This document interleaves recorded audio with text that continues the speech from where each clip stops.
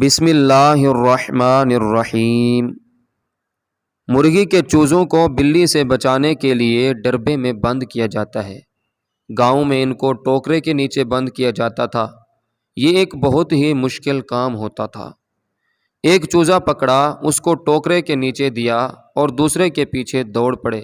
اس کو پکڑ کر ٹوکرے کے نیچے رکھنے کو ٹوکرا تھوڑا سا اٹھایا ہی تھا کہ لو جی پہلے والا بھاگ نکلا۔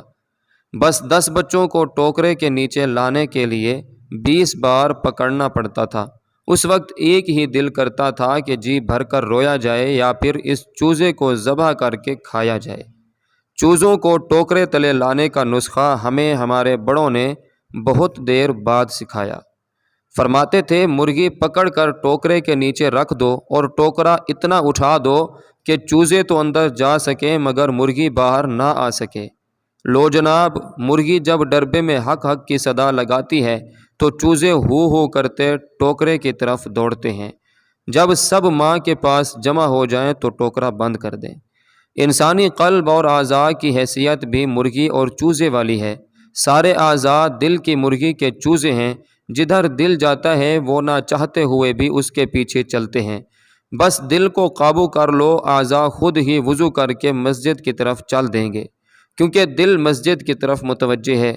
اللہ کے رسول صلی اللہ علیہ وآلہ وسلم نے 7 مختلف کیٹیگریز کے بارے میں بتایا ہے جو حشر کے میدان میں اللہ پاک کے عرش کے سائے تلے ہوں گے۔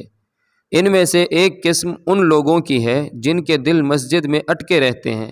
کوئی سی بھی مصروفیت ہو، ان کی نظر بار بار گھڑی کی طرف اٹھتی رہتی ہے، کہیں جماعت نکل نہ جائے۔